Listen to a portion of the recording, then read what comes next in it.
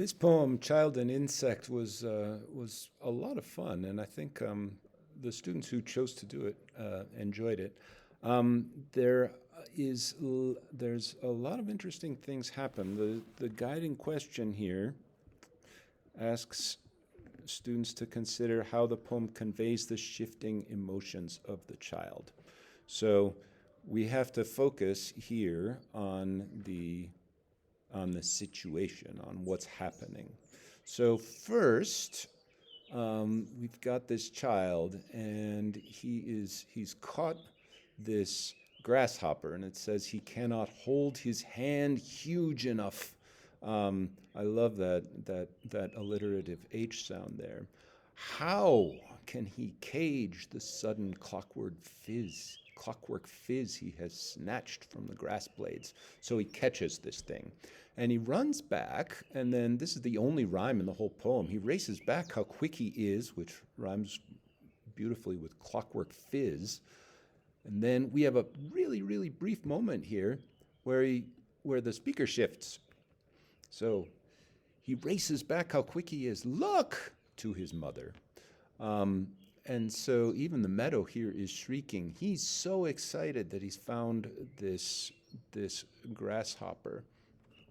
But then the grasshopper is broken. At least it appears to be.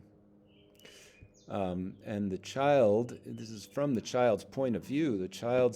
From the child's point of view, it is nothing now. Its dead struts snapped. So this poor animal, this poor grasshopper, seems to have been smushed by him.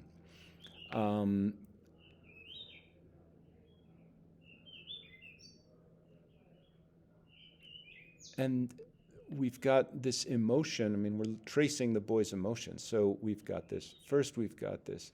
Look. And then when he sees this thing, sunlight and the landscape flood away in tears. I mean, when we look, this is elemental. So the sun and the earth have both been flooded away. The flood has come. His tears are a flood, and everything is wiped away. I mean, this is very figurative language, but I mean, the idea that emotions are huge for small children really plays out here. So he's crying because he realizes what he's done. For horror, he dare not look at what is cradled in his fingers and will not be comforted. Oh, will not. He's so sad. And yet, all of a sudden, this insect puts itself back together again. I guess this is its way of defending itself. So it reassembles itself, yet quick, and now, as if by magic, the undead insect. And I love this, it was dead, now it's undead. It's changed itself. With a flick, reassembles itself, throbs, and is latched to a leaf a yard away. This little alliterative phrase also is really catchy, and is latched to a leaf a yard away. And then we've got this sibilant stuff here too. But once again, incredibly, it skirls, unspoilt, its chirping music. So the child, we would think, would instantly be relieved and happy. But we've got this antithesis happening here. He's feeling both relief and rage.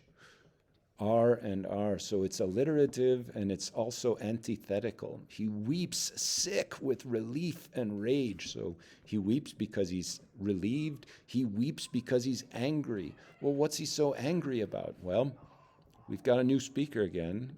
First he was speaking to his mom, so we had look. And now we've got the mother's voice. There now, my love, it wasn't hurt at all. And the child, instead of feeling comforted or happy, is furious. He says he will not rejoice after such betrayal of his grief. He's been found out. He was grieving over this poor insect, and then he finds out that the insect has tricked him, and he is angry. And he says that he's had tears torn from him by petty trickery. I mean, we've got a lot of T sounds going on here. He must not have his tears torn from him by petty trickery. So this is a great example of a little bit of alliteration, but also this consonance of the T sound, the repeated T sound, tears torn from him by petty trickery. So he is angry. And then we have his feeling of shame.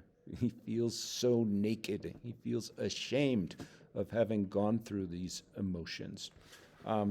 So this is a really playful poem, and I really, really enjoyed reading it and thinking about it. And there's so many things going on with sound and with enjambment, and just with these extremes of emotion. I think it was really worthwhile looking at, and I hope those of you who chose to do it enjoyed looking through it. So that's that poem.